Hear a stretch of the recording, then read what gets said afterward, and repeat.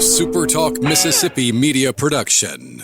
This is Gerard Gibert, and thank you for listening to MidDays here on SuperTalk Mississippi. MidDays with Gerard Gibert is on the air. MidDays with Gerard Gibert is powered by C-Spire. Power your home or business with C-Spire Fiber. To learn more, visit supertalk.fm/C-Spire. C-Spire Fiber powers SuperTalk Mississippi.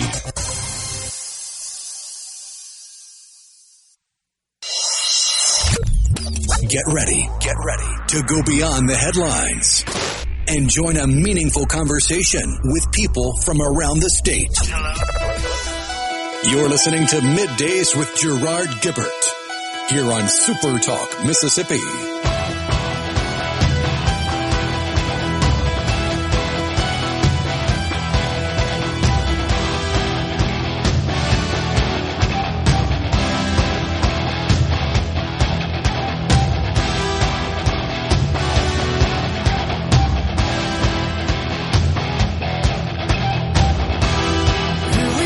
Good morning, everyone, and welcome to MidDays, SuperTalk Mississippi. I'm your host, Gerard Gibert, along with Rhino in the Element Wealth Studio, guiding you through the middle of your day with facts, fodder, and fine music. Morning, Rhino. Howdy, howdy. Well, it didn't go too well for the Mississippi baseball teams last evening. Both Ole Miss and Southern Miss eliminated. Oh, so kind of sad, kind of disappointing. The regionals, the super regionals are all set now. The field has been reduced to 16 competitors vying for the national championship. And I believe now, though the SEC dominated postseason play in terms of hosting and teams that made it that far, 4 of the remaining 16 are from the SEC.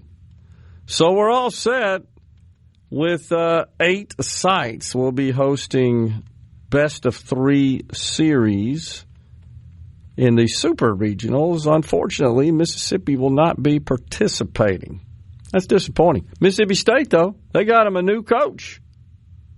State folks seem to be pretty excited about that. I saw his comments. I thought they were well designed, what he had to say. The new coach, what's his name? I'm sorry, I can't remember. From the University of Virginia. Says he's had his eye on the program for quite some time and sets the standard for college. Brian O'Connor. Thank you, yes.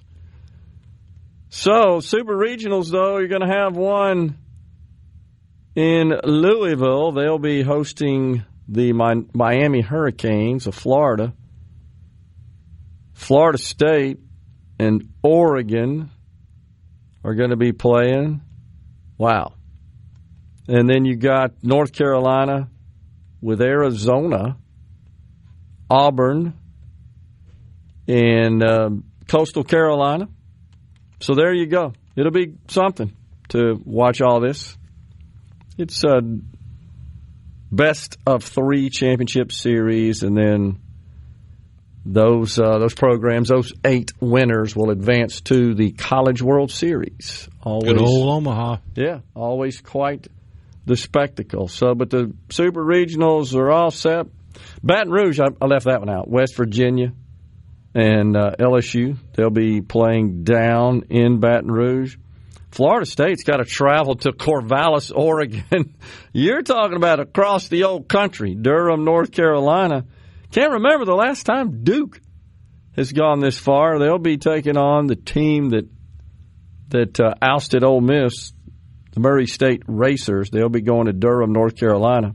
Fayetteville, Arkansas, Tennessee, and Arkansas will be competing there. That's just like a regular old weekend series. And then Los Angeles, UCLA.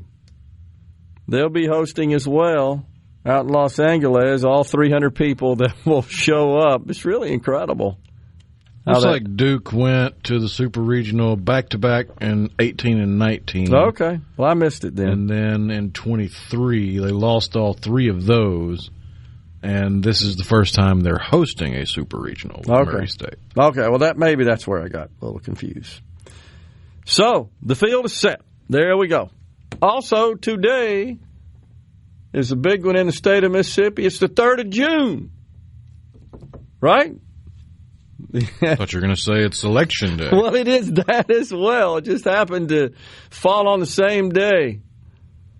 That's where we are. In fact, we got Secretary of State Michael Watson's going to check in with us at 10:35, tell us what's happening. Get out and vote, folks. Today is the day. Municipal elections across the state of Mississippi. I went in this morning about 8 o'clock or so.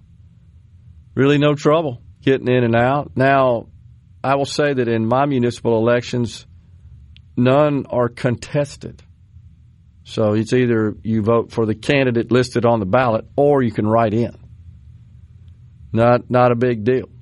That's pretty much it. We had, I think, 4 items on my ballot: mayor, alderman at large, and we also have a ballot measure, if you will, a tax increase to fund some new recreational facilities in my home city of Ridgeland.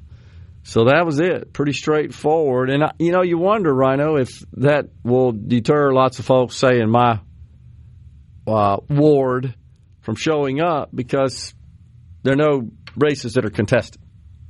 And in fact, I think were it not for this tax increase referendum, wouldn't need to have an election, technically, right? Didn't Madison, if I'm not mistaken, just say, hey, we don't have any contested elections, therefore we're not having any? Isn't that true? I think so. Yeah.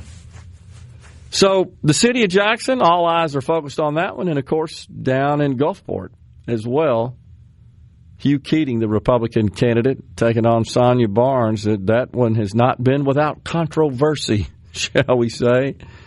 But today's a big day. I have noticed the current mayor, Billy Hughes, has really been active in encouraging people to get to the polls and vote and supporting the Republican candidate, Hugh Keating. I had the pleasure of meeting Hugh a couple of weeks ago when we went down there and spoke to the Harrison County Republican Club, then played a little music that Mayor Billy Hughes organized that event for the Gulf Coast Community Foundation at Centennial Plaza there. My understanding is Mr. Keating is hosting a watch party there at the Centennial Plaza facility. So all eyes are on that one. I mean, that actually may get some regional coverage, I would say, because you got lots of folks from outside of the state who have been involved in the race. Stacey Abrams, of course.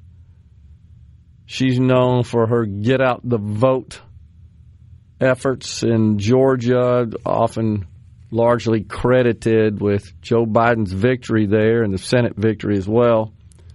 So she's been involved in this one, it appears, smelling blood in the water. We'll see what happens. And then here in the capital city of Mississippi, we've got State Senator John Horn, the Democrat candidate, Republican candidate Rodney DePriest, and I think there's an independent or two, if I'm not mistaken, Rhino, on that ballot as well. But here's what we know. It's not going to be Chokwe Lambumba. He's out. He was defeated rather soundly in the Democratic primary by State Senator John Horn, who has run for this office before, unsuccessfully, but he looks to be in pretty good position to prevail, and we'll find out. I wouldn't think it'd take more than a couple of hours once the polls close to have the results. And of course, it just depends on how close it is. If it's super close, that's when you got to think about waiting till all the precincts are in, and then you may have some absentee votes as well. So we'll find out more from Secretary of State Michael Watson, get his gauge. He's always good about checking in around the state to see what sort of turnout there is. Certainly can't blame it on the weather. That's not a problem. A lot of people are on vacation, of course, this time of year.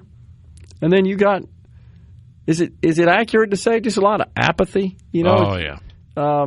Because it's municipal elections, no big headline, statewide elections, presidential election, et cetera, and folks just seem to find that to be a reason not to go to the polls. But I encourage you to do so. Please get out, exercise your right, go out and vote. I did it this morning. Got my little sticker on. Nothing to it.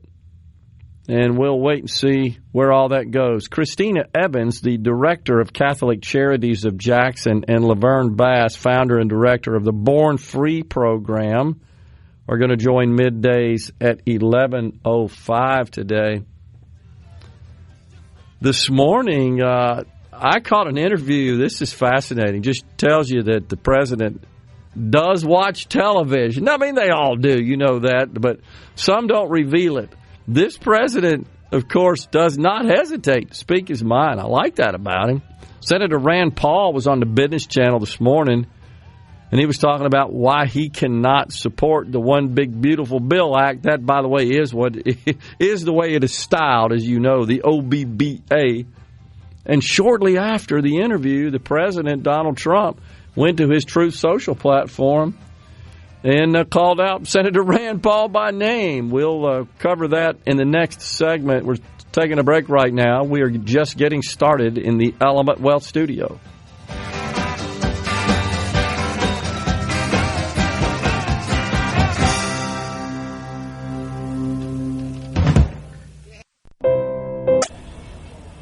This segment of Middays with Gerard Gibert is brought to you by Covington County Hospital in Collins, where your health matters. We're rolling. Middays with Gerard Gibert. What? This is so awesome. On SuperTalk, Mississippi.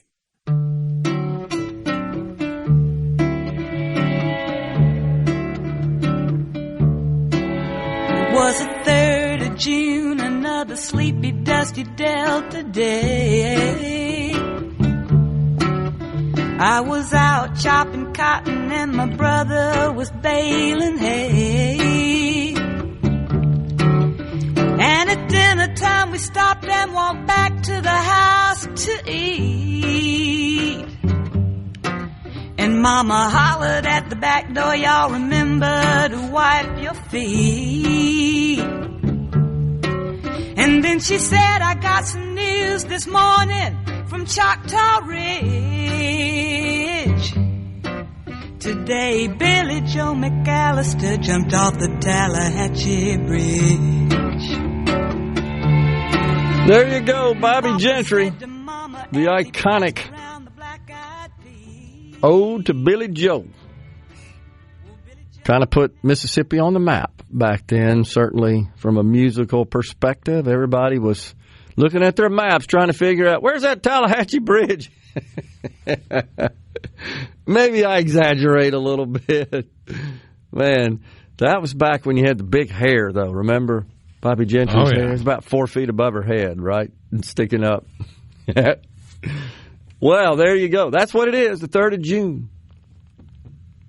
Dusty Delta Day. Kind of is, I guess, although we've had monsoon-like conditions the last couple of months, for sure. Yeah, so the president was admonishing, shall we say, Senator Rand Paul this morning after Rand Paul said on the Business Channel he's a nay on the One Big Beautiful Bill. And his reasons were this thing includes a significant increase in the debt ceiling, and that is something the president wants. And he just didn't want to be associated with such a vote. He says once we do that, we as Republicans will own the debt. We won't be able to place that blame at the feet of the Democrats, that the debt that will be accumulated in the coming years will be done with Republicans in control of the Congress, the White House, and voting for this bill affirms that, essentially. If you're saying, yeah, we need to add to the debt ceiling because we expect to produce a whole bunch more debt, well, then you're accepting that you're really not doing anything to trim deficits, curtail deficits, and certainly limit the amount or reduce the amount being piled on the debt. The president immediately, this is from an hour ago because the interview was an hour and 15 minutes ago. I mean, it happened right after Rand Paul completed the interview. He says, Rand votes no on everything. This is President Donald Trump's post on his Truth Social platform. But never has any practical or constructive ideas. His ideas are actually crazy. And then in parentheses, he says, losers. The people of Kentucky can't stand him. This is, in all caps, big growth bill. So there you go. That's the president having a little quarrel, that's one way to put it, out there in the media with Senator Rand Paul. Now, I don't know about the people of Kentucky can't stand him. How many times has he been elected up there? Is this like his third term or something like that he's been there? And, of course, over on the House side, also from Kentucky, interestingly enough, it's Thomas Massie, who voted nay for virtually the same reason, that the bill just doesn't go far enough, in their view at least, to trim the spending and the deficits associated with the massive amount of spending. The senator from Wisconsin, Ron Johnson, we've talked about his views on this numerous times, and I'll give it to him. He's done pretty good in making his point, but more importantly, he's got data. So I give him that. He does provide data, math, graphs, charts that are accurate to support his point of view. And he says he's a no on this bill because of the rate at which it increases deficits. So the CBO projection, and I'll talk about why you got to at least discount that a little bit here in a second. But they've scored the bill, and here's what they said. For between 25 and 29, deficits will be $1.8 trillion, 30 to 33. It's a 10-year bill, of course. $2.3 trillion. That's annual deficit amounts. And then 34 to 35, that would be the two final of the 10-year period, $2.6 trillion. I find the 25 to 29 interesting because right now we're on a run rate of about $2.1 trillion. Now, things could certainly change between now and the end of the fiscal year, which is September 30th. So we still got 4 months remaining. But if you annualize the deficits to date, which began October 1, 2024, the fiscal year 25, it's a $2.1 trillion run rate. Still, though, okay, suppose it is 1.8. That's a big dang deficit. 1.8 trillion when you're spending $7. You're looking at 27% deficits. You couldn't run your household underwater by 27%. And, of course, we have to go borrow money to cover the shortfalls. And the problem with that is it causes problems for the bond market, and that makes it difficult to get interest rates down. And I know a lot of people, including me, would like to see the interest rates come down. And Jerome Powell has hesitated to make any adjustments there. He, the chairman of the Fed. The president, though, met with him last week to talk to him about that. Now, here's the deal about the CBO's projections. They're not allowed to use what's called dynamic scoring. You've probably heard that talked about in the news. And all that really means is all they can do is score the absolute numbers. You're going to cut taxes by this much. You're going to cut spending by that much. Here's what that means in terms of revenue and expenses. And here's the bottom line of that. So by not having the ability to also consider or apply dynamic scoring, what that means is that they can't consider possible economic growth that might occur. So we could have an increase in revenue beyond just the absolute numbers that are determined just using the calculations. We think we're going to have this many people earning this much money. We're going to apply these tax rates. There's the revenue we're going to get from that. What they can't do, because they can't use dynamic scoring and say, hey, wait, if we reduce regulations, reduce taxes, that's going to boost economic growth. And in boosting economic growth, we're going to see pay rise. We're going to see corporate profits rise. That's going to produce more revenue for the Treasury.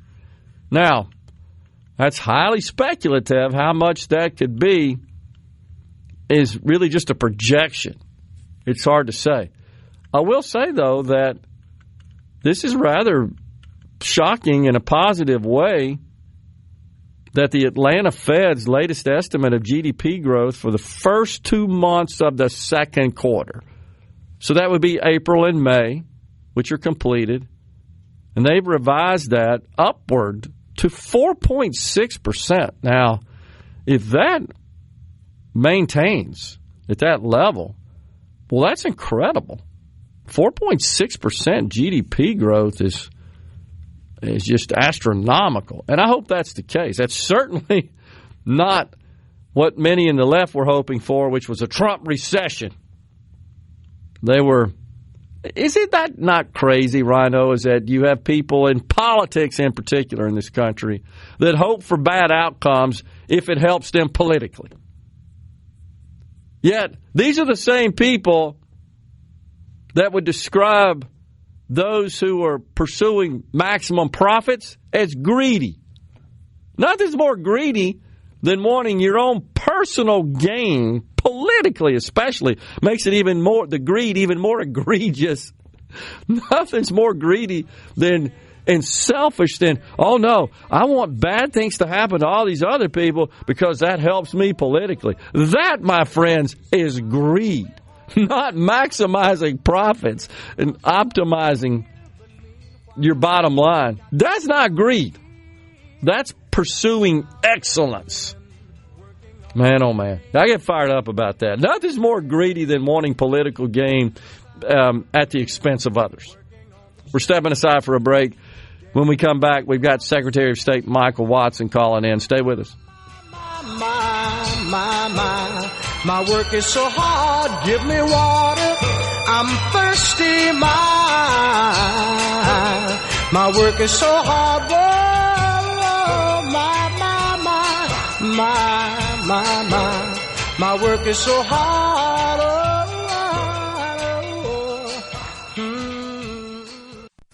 From the Attention, adoring fans! It's time for Middays with Gerard Gibert on SuperTalk, Mississippi.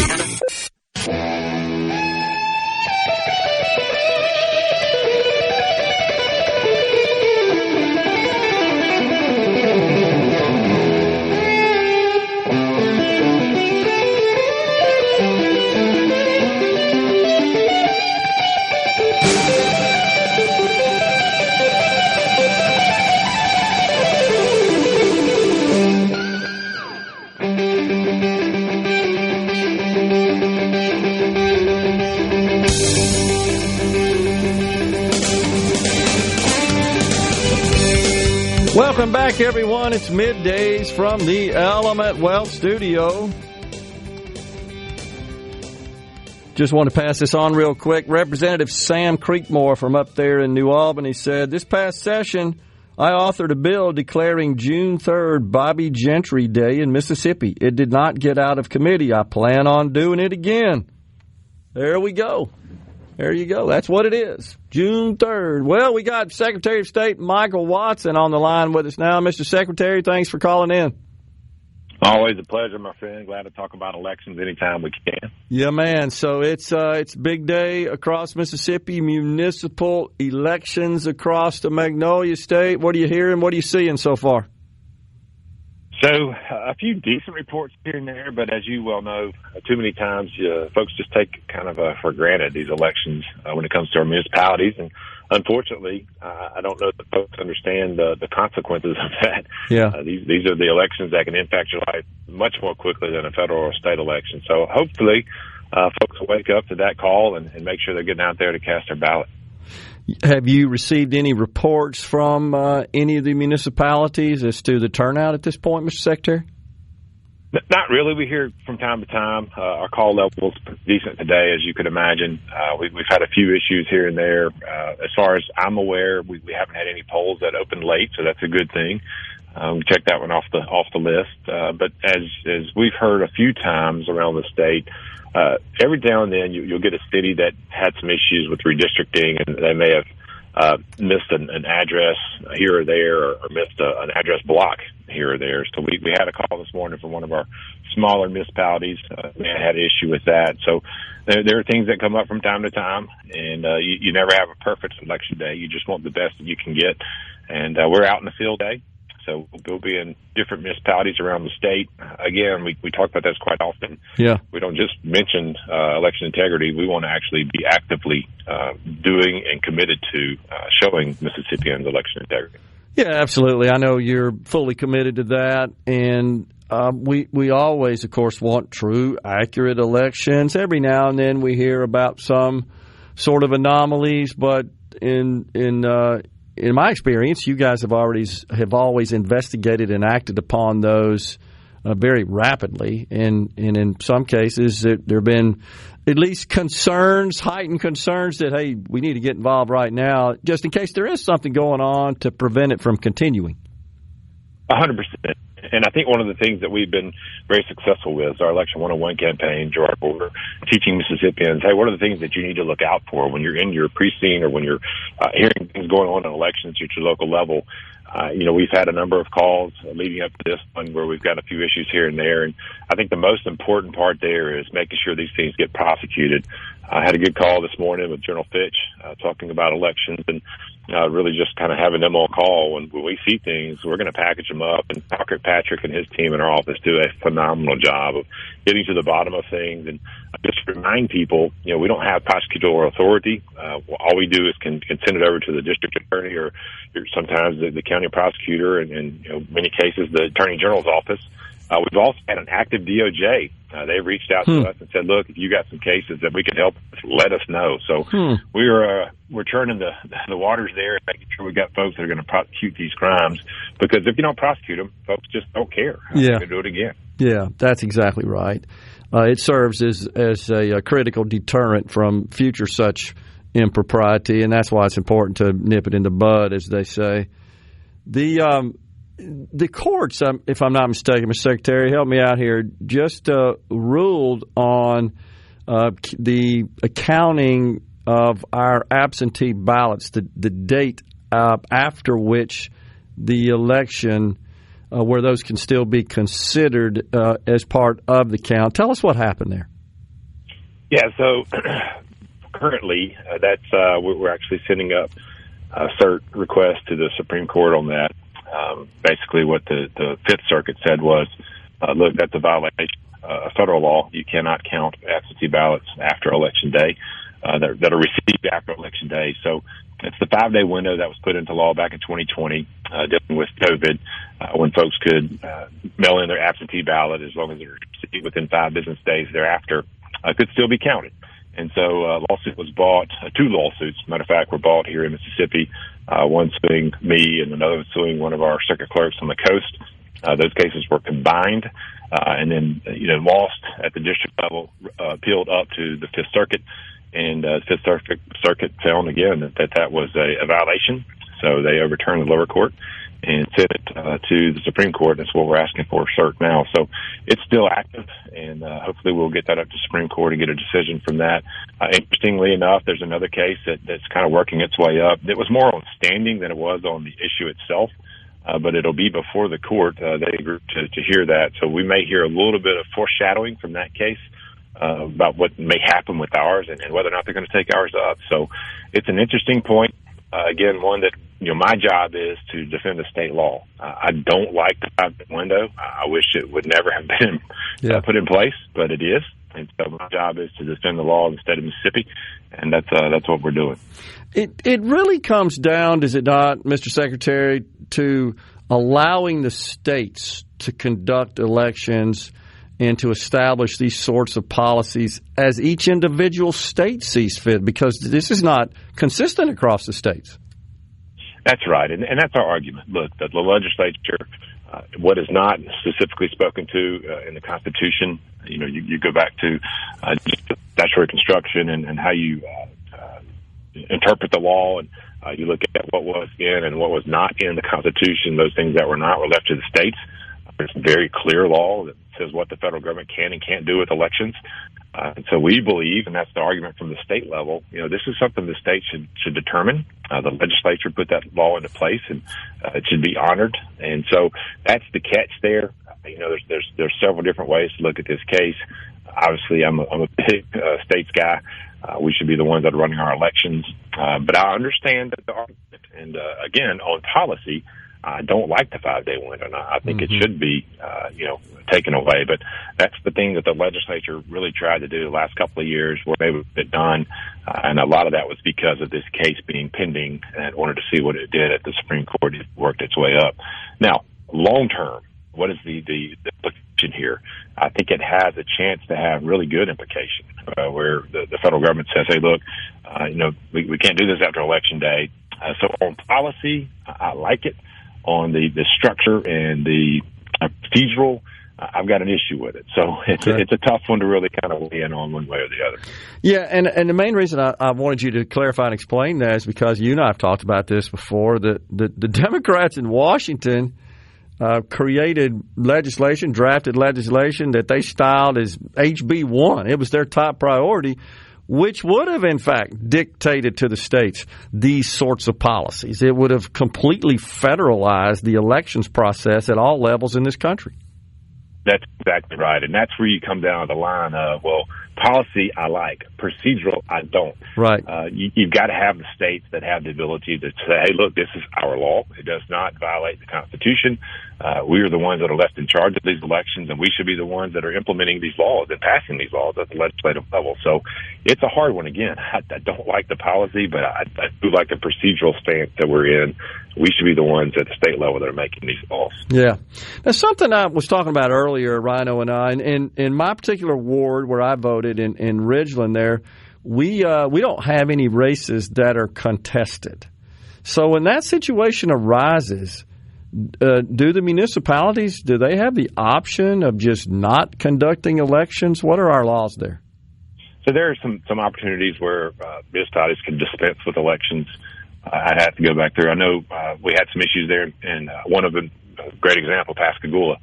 They could have dispensed with the election at the primary level. Unfortunately, the individual that would have been the candidate passed away, so they had to move into a write-in campaign. Okay. And had the election been dispensed with, that would not have been the case. But again, the election was not dispensed with. So there are certain instances where the municipalities can dispense with those elections. And again, looking at the overall picture there, that's a legislative issue that abides by statute.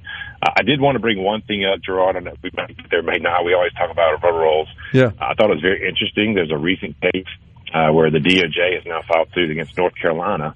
It's a HAPA suit, Help America Vote Act, where they're not cleaning their voter rolls. That caught my attention. I think these counties we've got here in Mississippi, there's 20 roughly or so, 90% or above, and 2 still with 100% or above voting age population on the voter rolls. That when that catches the federal eye, I want to give a heads up here. Don't be surprised if the DOJ comes in and takes action against those counties. So because that's just the opposite. As you know, in the prior administration, we're about out of time. I just want to get this in. The DOJ was suing states for just the opposite, for cleaning up their voter rolls. That's exactly right. Oh, my gosh. Here we go. Oh, boy. Appreciate it, Mr. Secretary. Thanks for everything you and your staff do to make sure we have accurate, true, fair elections in the state of Mississippi. Always, my friend. Let's go vote, Mississippi. You got it. We're coming right back, folks.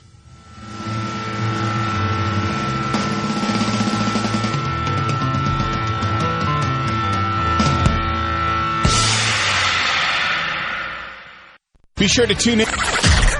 Come on. Middays with Gerard Gibert. All right, we are back on SuperTalk, Mississippi.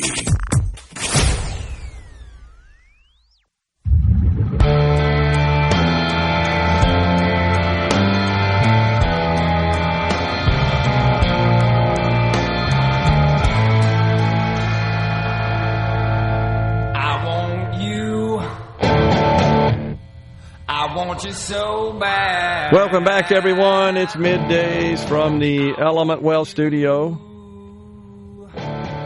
on the C Spire text line. Was just wondering what happens to the Gulfport mayoral race if she is found guilty of tampering or election fraud or something like that, does not get dismissed, or is that just going to be held as like a civil trial or something? Thank you, Nathan. So I don't think any lawsuits have been filed at this point. I think it's just been reported by the GOP, at least, the state GOP, that there appears to be some election interference. And my understanding is that the candidate, Sonia Barnes, the Democrat, was contacted by I believe so, Rhino, by the Attorney General. I think I saw a report on that, but I haven't heard any results of that. And we had GOP Chairman Mike Hurst on the program last week, and we asked him specifically, okay, what are the potential scenarios, the outcomes of all this? And honestly, it would just be speculation at this point. So he really couldn't offer anything definitive. I think it's just complicated. You know, there would have to be a lawsuit, of course, that there was some sort of legitimate election interference and tampering. That, of course, would be in violation of federal law. And then somebody'd have to be, I guess, accused of that and would be a defendant in a lawsuit. I'm not sure what happens to the election, and neither did Mike Hurst at the time. And in fairness to him, I think he hesitated to speculate because it would be speculation. So we don't know is the answer to that. What I think we can hope for is that Hugh Keating prevails in tonight's race or today's race, and we learn that tonight. That doesn't mean, however, that this situation shouldn't be further investigated. What actually did happen? Who was behind it? Does it meet the standards of what is defined as election interference from a legal perspective? And then whatever the appropriate action is to take from a legal perspective, I would support taking. I mean, if somebody broke election law, they need to be held accountable for that. There's no question. And hopefully all fair-minded Americans, regardless of party, would feel that way. But unfortunately, you know this, we've gotten to the point where the old ends justify the means in politics. Same as what I was saying in the prior segment about it's okay if bad stuff happens to other people as long as I benefit from it politically. I mean, that's sick, honestly. You got a problem if you believe that and feel that way. But unfortunately, I think there are some who do. Michael in Starkville says, I'm starting to wonder if Rand Paul is ever for anything. Well, that's what the president said. You know, I say again, I wish in He's for his office's stationary budget. That's right. Because if he's going to get on a roll, he's going to make stickers and flyers and all kinds of crap. He's a promoter of that kind of stuff. Yeah. You know, I wish we would have just focused on passing the Trump tax cuts, making them permanent, I should say, and maybe take up all this other stuff afterwards. That's critical. That's first and foremost. That's essential. But that would require a Congress that isn't fundamentally broken. I know, and that's the problem there. So I understand the president's point. I understand Rand Paul's point as well, that, hey, we're not doing enough here to curb spending and rein in deficits, and by increasing the debt ceiling, we're sending a signal that we're not serious about curbing deficits and tackling the debt. On the other hand, the president's got a great point that we can't afford to let this thing slip. We got to get this thing through here. I think the target date the Senate is put up is July the 9th for this bill to get to the president's desk for signature. Now, they're marking it up. They're going to do a lot of stuff to it. So what the final measure looks like is anybody's guess at this point. And there are lots of opinions in the Senate. And the thing about the Senate, as you know, is they're 53 Republicans, 47 Democrats. You can ill afford to lose any Republicans, and a vote in the U.S. Senate is quite powerful because there are only 100, whereas there are 435 in the House. Though with the with the balance of power in the House, every vote's gotten pretty critical. It's kind of functioning like the Senate to a great extent, in that you can't afford to lose anybody. And some people may dissent because it's in their best interest politically. But in the Senate there, with just a margin of 3, it's be a tough deal. So we'll see what happens. Interesting making of the sausage, as they say. No doubt about it.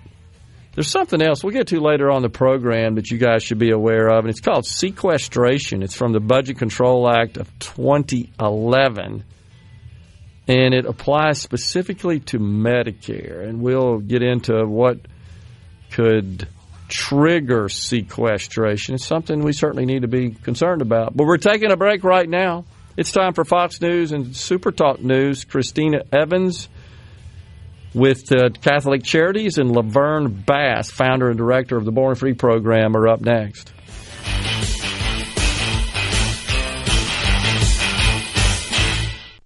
Hour of Middays with Gerard Gibert is brought to you by the Mississippi Business Journal. Visit msbusinessjournal.com. Scott Coopwood, publisher and president. And now, the talk that keeps Mississippi talking. That's what I like to listen to. You're listening to Middays with Gerard Gibert here on SuperTalk Mississippi.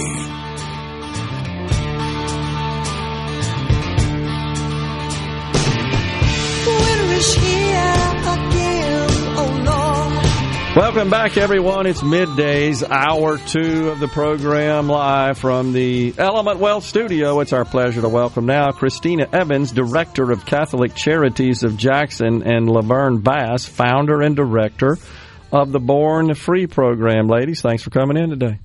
Thank you so much for having us. All right, Christina, first for the audience, talk to us about Catholic Charities. What's your mission? Who do you serve?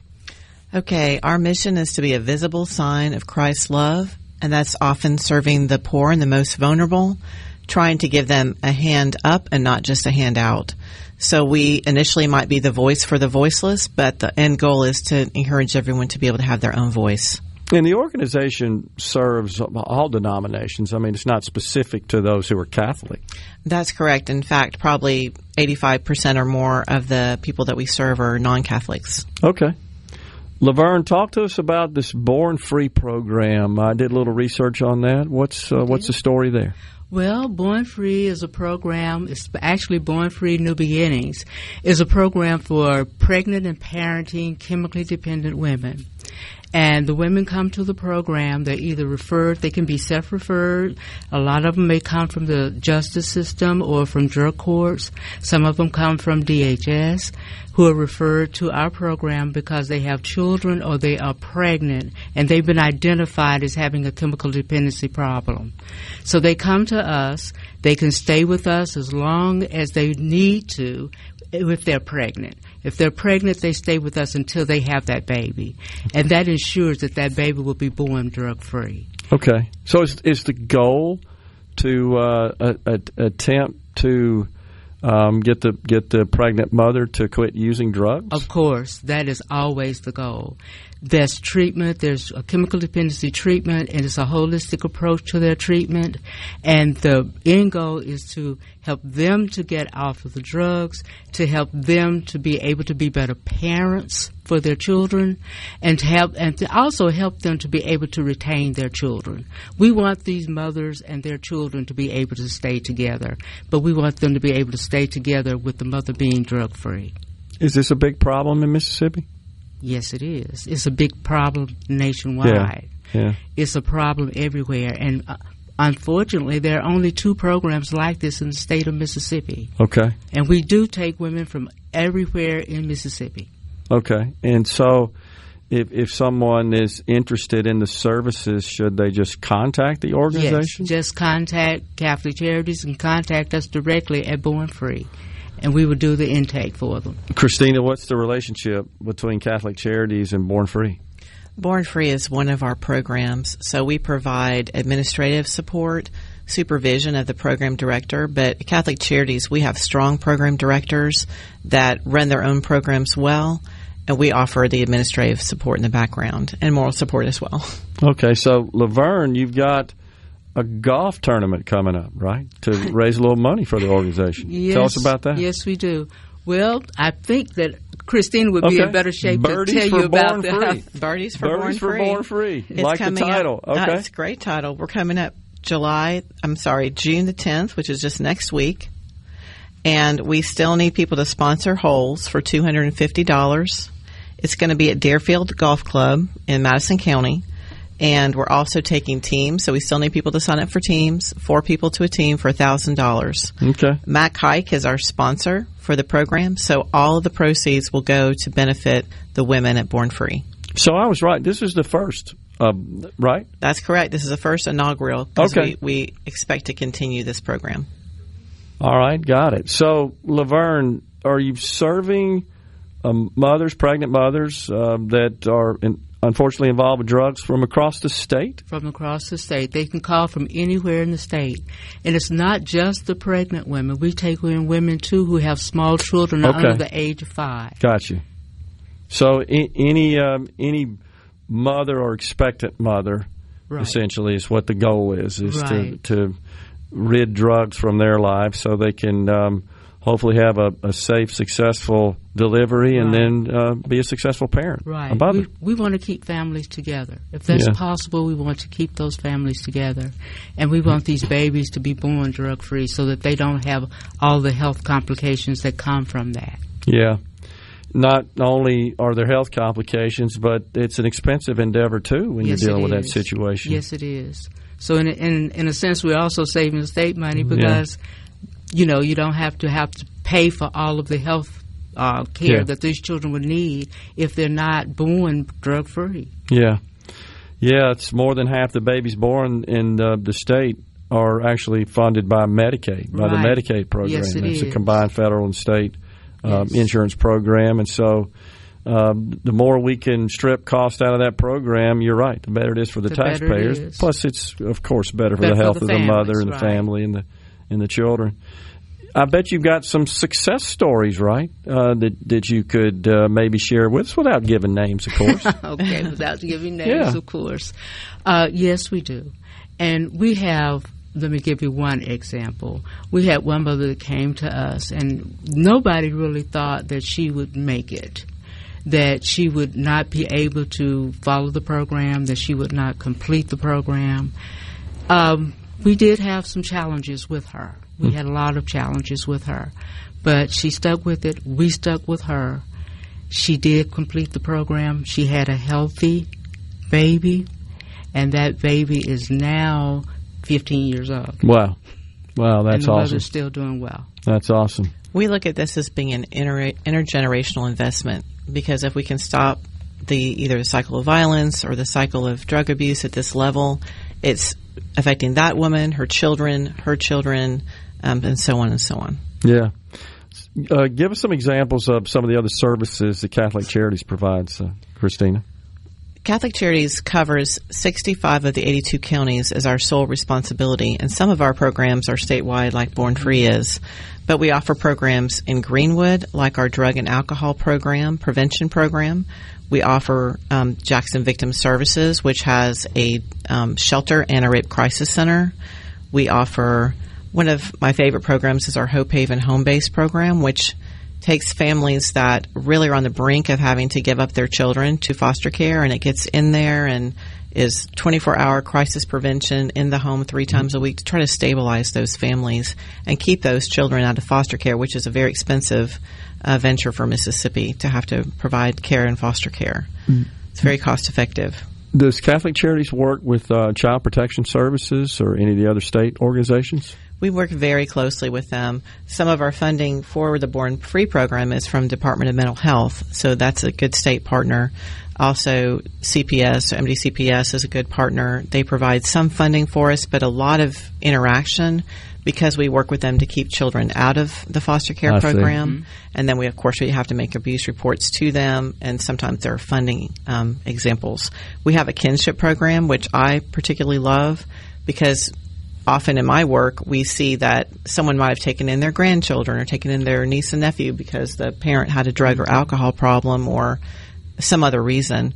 And this program allows us to support those families, those family members in getting custody or providing rent or some things like that so that they can maintain those family relationships and keep the kids out of foster care. Sure. This organization's been around a long time, Catholic Charities, right? We have. We started, incorporated in 1963. So I think people are most familiar with us because we're involved in just about every aspect. And a lot of times we do unduplicated programs because the state or other people will come to us and ask us to start a program to help the community. Yeah. And you're filling voids that really are left behind by other programs, other organizations, or certainly government. That's correct. I think the first shelter was started by Catholic Charities on request from the community, and that's a typical example. Okay. Also involved in domestic abuse to some extent as well, right? Helping those victims. We have a very nice shelter in Jackson, and it takes up to 8 women at a time and their families, and provides the kind of structure and stability. As you know, domestic violence has really always been a problem, but recently you hear a lot in the news of people being murdered in domestic violence situations. So this is to try to prevent that from happening. So if there's a situation going on in a household right now that involves abuse, they could contact Catholic Charities for assistance? Absolutely. Yes, they could call us and we'll connect them with the Shelter for Battered Families. We also have a rape crisis center that is connected with the Jackson Victim Services.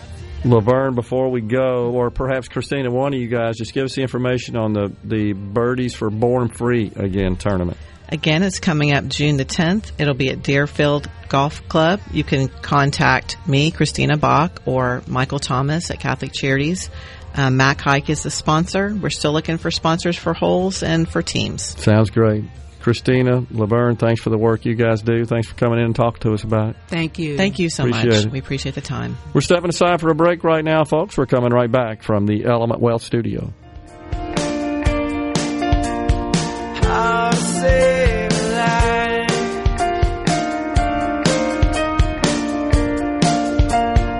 I'll save a life.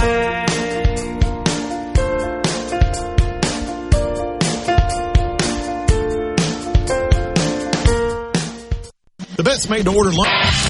And now, the talk that keeps Mississippi talking. Now, on to the real part. Dynamite. On SuperTalk, Mississippi. Bum, bum, bum, bum, bum, bum. Bum, bum, bum, bum, bum, bum. I feel free. Bum, bum, bum, bum, bum, bum. I feel free. Bum, bum, bum, bum, bum, bum. I feel free. Bum, bum, bum, bum, bum, bum. I feel free. Bum, bum, bum, bum, bum, bum. I feel free. Bum, bum, bum, bum, bum, bum. Bum, bum, bum, bum, bum, bum. I feel free. Bum, bum, bum, bum, bum, bum. We're back with you in the Element Wealth Studio. Appreciate the ladies from Catholic Charities and, well, I guess really also from the Born Free program coming in and talking to us about that. Some of these situations are sad. You've got a mother or an expectant mother on whom a child relies that's addicted to drugs. And it makes it very difficult for that child to thrive and have a nurturing household that develops them into productive adults. So it's important that these folks get help and rid their lives of drugs so they can be a functioning, successful parent. It's a problem that plagues our society. There's no doubt about it. And so we appreciate the work that they do in addressing that. So on the C Spire text line, the Godfather says, yeah, we need write-ins and recall elections. We do allow write-ins, but those only count in certain circumstances. Death of the candidate, resignation, I think, before the election. There's some certain cases. But you're right. You can't just write in someone just to contest an election without those events happening, those triggers.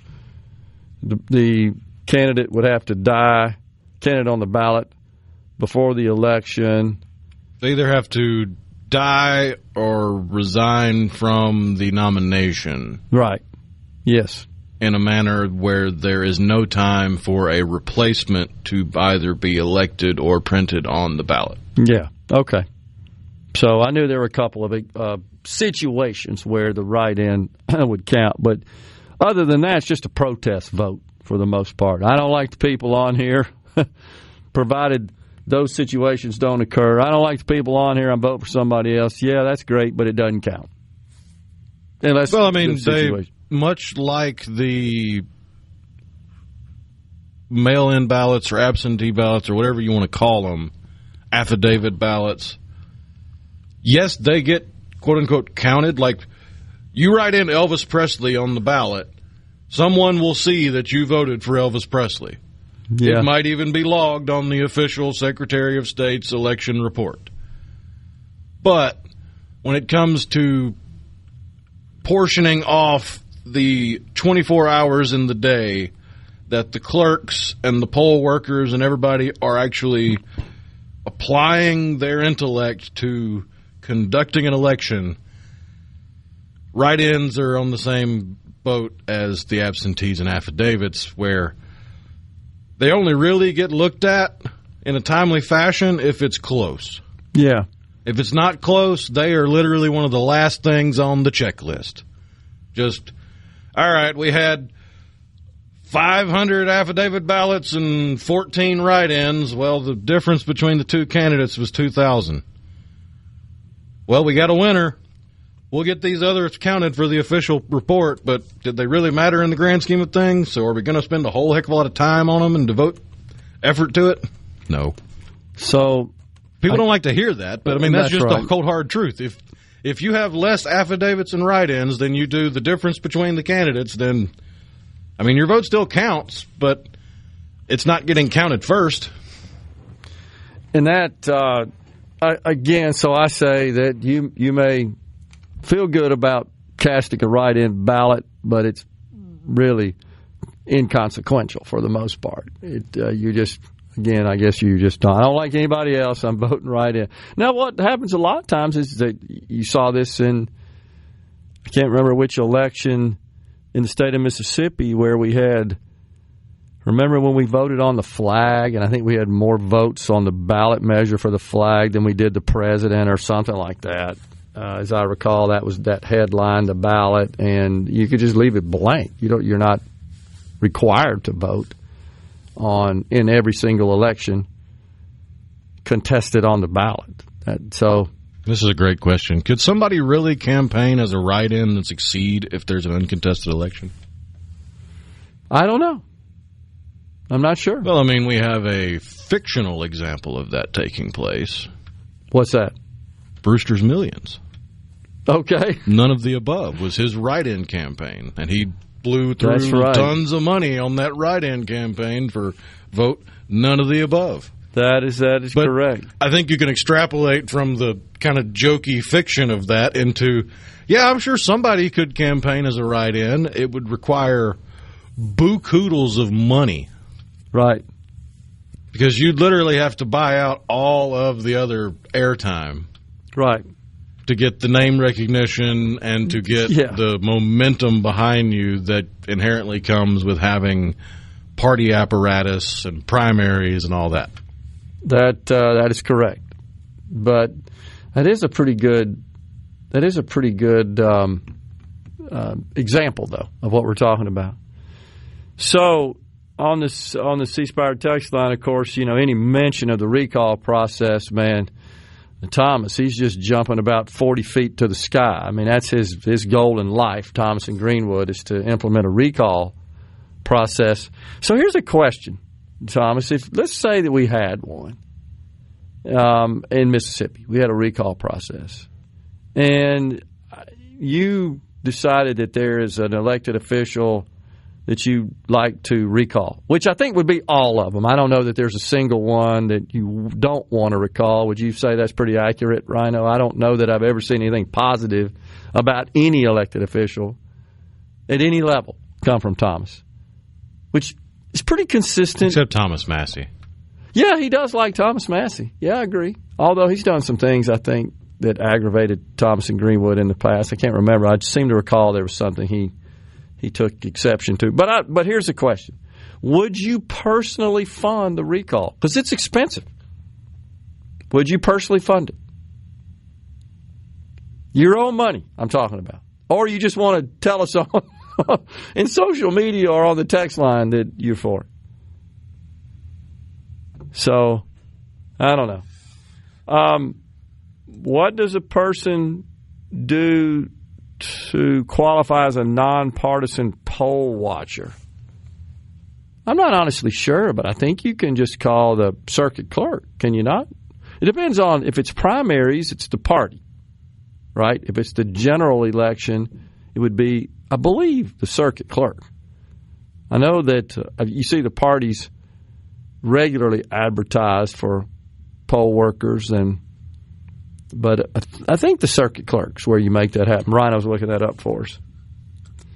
I do believe you got to get an authorization from the Secretary of State. Oh, okay. And I'm looking for that form. It's around here somewhere. But it's pretty simple because here we go. The authorization of a poll worker. I hereby authorize blank to be a poll watcher for the general election to be held. Insert date here. If you have any questions, please call candidate/party at telephone number. The poll watcher has been informed pursuant to Mississippi Code Section 2315-577. The poll watcher may bring copies of redacted poll books or voter rolls purchased or otherwise obtained. Poll books may be either print or electronic form. They bring paper, notebooks, or other such materials to keep notes. And they can challenge the qualifications of any person offering to vote pursuant to Mississippi Code Section 2315-571. Okay. Furthermore, the poll watcher has been informed that they cannot, or they are prohibited from interfering in the election process, which includes but is not limited to communicating with any voter, touching or handling any ballot, absentee ballot envelope, absentee ballot application, viewing or photographing the poll books while at the polling place, or photographing the receipt books at the polling place.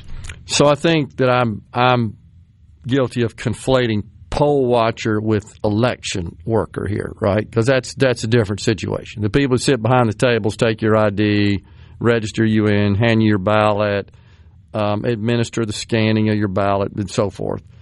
That's different than a poll watcher, right? Am I right in that? I think so. Yes. Yeah. Poll watcher there is to observe the actual precinct activity itself, just to make sure no funny stuff's going on, no funny business. Mo says, I've left races blank on occasion. One particular election, there was a race for supervisor, and I didn't know either candidate. Neither of them contacted me for my vote, so neither one of them got it. Okay, makes sense, Mo. You got to ask for the sale, right? And according to the Google box, to become an election worker in the Magnolia State, you got to go through the Secretary of State's office. Okay. They have something on the website. Although there are some counties that require their own applications. So you got to start there. Okay. Start with the Secretary of State. All right. And then I guess at that point it flows through down to the county level. Great. Appreciate that information.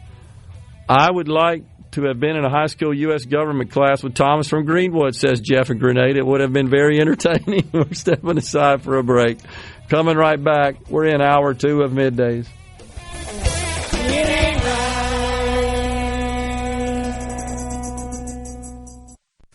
From the Middays with Gerard Gibert. It is on SuperTalk, Mississippi.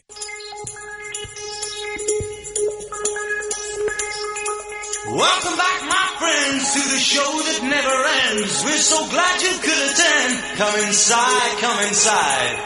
There behind the glass stands a real blade of grass. Be careful as you pass. Move along, move along. Come inside. Welcome back, everyone. It's Middays. We're in the Element Well studio, Thomas says. So you're saying The threat of recall wouldn't help keep politicians true to the wishes of their constituents in the years that aren't election years. Yeah, that's what I'm saying, Thomas. I'm absolutely saying that. And here's why. Because there's a distinction between the wishes of their constituents and Thomas's wishes. What you mean to say is the threat of these politicians not keeping true to what you want is a threat. No, I don't think they see that as a threat. And because they know that nobody is going to spend a bunch of money. Because 99.9% of the time, Rhino, as you know, these recall elections fail. Even where it just truly makes sense. California's the one I remember. They have, of course, wide open ballot measure process, and they also have recalls. They had one for the governor. You would have thought it would have been easy to recall Gavin Newsom. And there was a recall election. He won handily. I was shocked. And a bunch of people spent a lot of money to stand up that recall election and then, of course, to run for it. Now, that's an example. But in the state, let's say the state House and Senate level, no, I don't think so. I really don't. I actually think that to a great extent, they're in tune to the wishes of the constituents in their districts, in their specific districts. Sometimes they're not. And that would be taken care of in the next election cycle, presumably, if it's a big enough issue. But no, I really don't think that it's that powerful a tool as it may appear to be. Did you go check out Rick Springfield this weekend? I did not. I know lots of people that did and thoroughly enjoyed it. Gosh, I remember him in his prime. He, of course, became famous for his role on the daytime soaps, right? And then he cut a couple of hit records. Jesse's Girl's the one I think most people are familiar with. So that's incredible that he's still out there performing. He hosts on one of the Sirius XM channels. Is it XM 80? I think XM 8, 80's on 8. I think he hosts a show, Rick Springfield, where he plays music from kind of his era and shares. It's pretty interesting because that's a very cottage community, as you know. They all know each other. Yeah, I only ever have satellite radio when I'm splurging on a rental. Do I want to spend an extra $20 on hearing 4 channels I'll get the chance to listen to? It is expensive. I agree with you on that. But it's fascinating hearing him talk about some of the artists of that era and that were around when he was and how he played with lots of them, knew them, and just different things he shares. Kind of neat. Digressing a little bit. But I did not go. I was talking earlier about this possibility of sequestration in the context of Medicare, more specifically. And it's triggered by spending cuts enacted by the government to reduce the national debt or deficit. Now, the Congress has all kinds of ways of overriding that, but it is something that kind of hangs around out there. And, in fact, they did that during the COVID era because that spending would have crossed the thresholds and triggered sequestration of Medicare payments. It's the Pay-As-You-Go Act of 2010 that I think passed in 2011, and that would cause there to be cuts in Medicare. But, again, there are all kinds of overrides, fail-safes, if you will, that the Congress could act upon to prevent that from happening. We were talking about the one big beautiful bill and some of those in the Senate that are having second thoughts about it. Senator Tom Tillis of North Carolina, he wants more deficit reduction. He also opposes the clean energy cuts. A lot of the credits that and subsidies that were enacted in the Inflation Reduction Act, which was really the Green New Deal light, so to speak.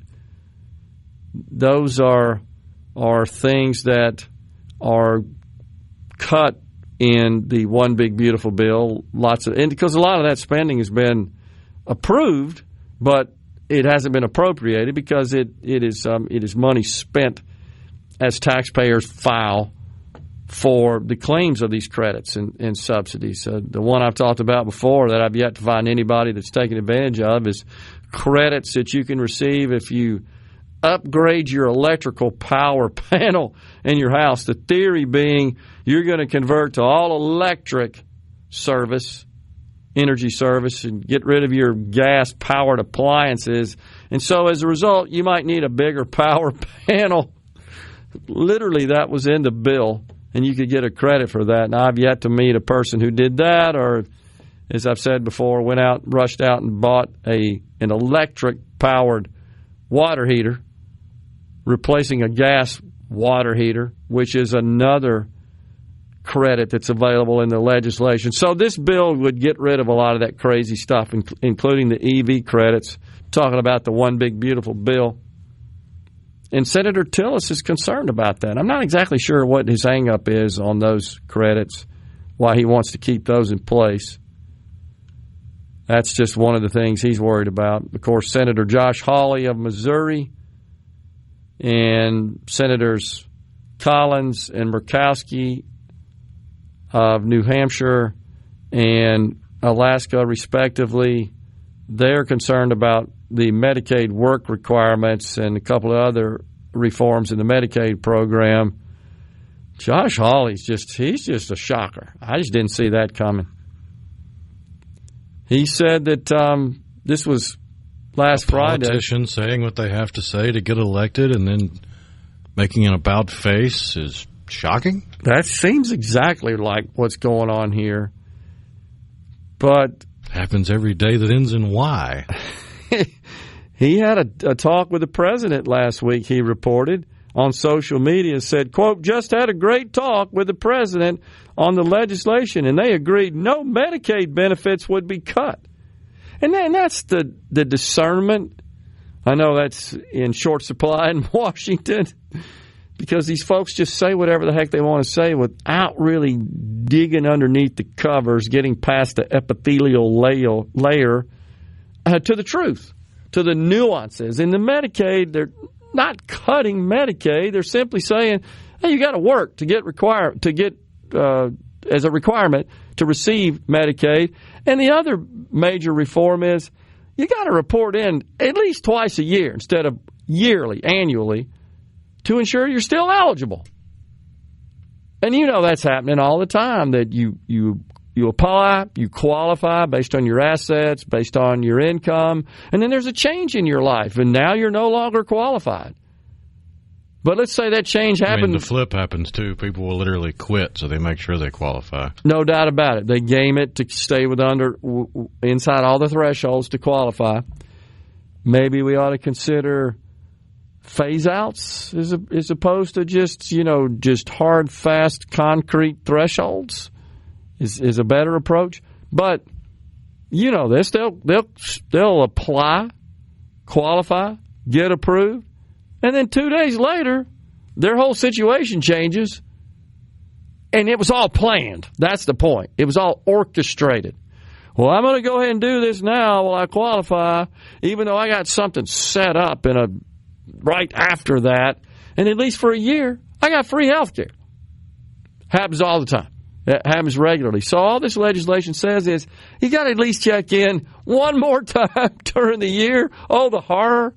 Of course, I get concerned because, unfortunately, the people who are administering those check-ins, or as the Rhino likes to describe, it ain't my problem people, right? Oh, yeah, it's too hard to figure out because we're so heavily reliant on humans doing this and not systems, such as the Medicaid systems that are operated by all 50 states, because it is administered at the state level, don't communicate with each other. So if somebody signs up for Medicaid in Mississippi and they leave and they move to Alabama and they don't bother to call the Medicaid office and say, hey, look, I moved. And then they move to Alabama and they apply and they're approved. And the way it works is both states are paying the third-party administrator of Medicaid for that person enrolled.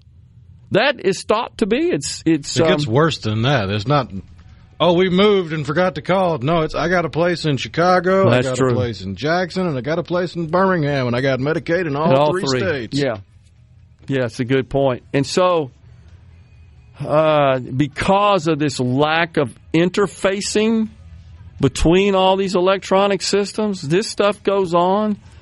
The improper payments in Medicaid are more largely attributed to administrative problems than they are fraud and abuse. And the administrative problems are a direct result of these crappy systems that we have, ancient systems that desperately need modernization, combined with people who say that's not my problem. I think the combination of those two amounts to $80 billion a year of improper payments in Medicaid. Coming right back in the Element Wealth studio.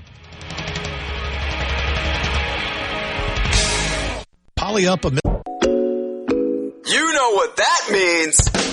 Middays with Gerard Gibert. We'll do it live. On SuperTalk, Mississippi.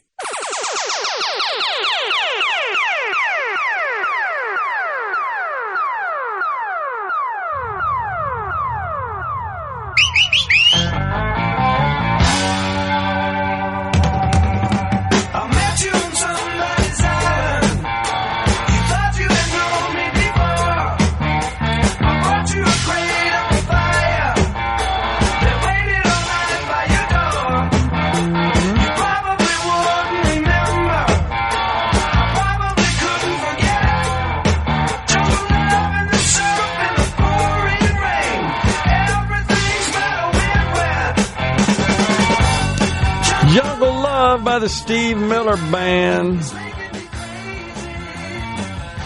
That was in the 70s sometime in his heyday. Great tune. So, Rhino was telling me on the break about so many of these companies that are rolling back their Pride Month activities. Yeah, you've noticed it all across social media. I mean, you do still have some companies that have done the obligatory, oh, we've changed our logo to a rainbow. Look at us be so virtuous. But then you've got others that's like, you did it last year. And now people on the left are getting upset, saying we're falling into fascism because the companies aren't changing their logos to rainbows anymore. You know what I remember most about this when it just seemed to get out of control was the Biden administration. I mean, just completely leaned into this whole deal. In every single day, it was something new from government, not just the White House. In fairness, it wasn't every single day, but there were 126 LGBT alphabet soup holidays. It dang sure seemed like it was about every every third day. And the one that I guess sort of shocked me and bothered me was the United States Air Force. Remember them on their Twitter account every day? And Joe Biden changed his social media accounts to display all the pride flag and the colors and all that stuff. Well, someone did. I don't well, think yeah, you're right. But it was the official Joe Biden account. But the one I remember I'm sure he had rainbow sherbet in solidarity. The one I remember was General Deanna Burt, the Deputy Chief of Space Operations for the Space Force. Space Force. Oh, yes. Kind of like Space Ghost. That was a take on that. That was a great cartoon, by the way. Don't confuse that with the pride crap from the Space Force. But what I remember distinctly, I'll see if we can dig up the video. We played it, but she was talking about how laws passed in the various states were going to cause problems for the United States Space Command, the Space Force, a branch of the military now, and was talking being critical of what she deemed anti-LGBT laws. And it mainly centered around states that were prohibiting gender treatment on minors, but in general, those states were seeing that there was just a limited availability for such treatment for adults. And what she said was, well, when I'm thinking about assigning someone, I've got to think of that's transgender in the Space Force. I got to think about putting them in a state that's more friendly to transgenders, and that kind of limits my options and their career. Like 75% of the unit is made up of dudes in dresses. Exactly. I just was shocked at that. It's a truly pressing concern and not just neuroticism incarnate. She said, and I remember this, these are her exact words. We'll dig it up and play it. It's real short. She said that embracing the LGBT community is a force multiplier and a war-fighting imperative. That's what she said. You remember that. We played it and this was during 2023. And that was the month, as I recall, that the Biden administration just went all in on the whole dang deal. And the Air Force was tweeting something every day. Wait, embracing, and she said she was talking about numbers that were kind of astonishing. The number of people that would be in the recruiting age range that were LGBTQ. It sounded way more than the rest of the population. And that, okay, if almost like it was a social contagion and a fad and a trend, and it became the cool thing to do. That's exactly what it was. But I will absolutely always believe, Rhino, that the Democrats lean so heavy into this identity garbage. This is what, more than anything, made them so weak. Caused them to be so weak in the 24 election. And they're still struggling to figure that out. What do they stand for exactly? Except, I hate Donald Trump. That's all they stand for. You couldn't tell me a policy that they stand for. Which their hatred of Donald Trump just stems from usually their hatred of their parents. That's probably true. We're stepping aside for a break. Fox News, SuperTalk News, and then the afternoon portion of Middays.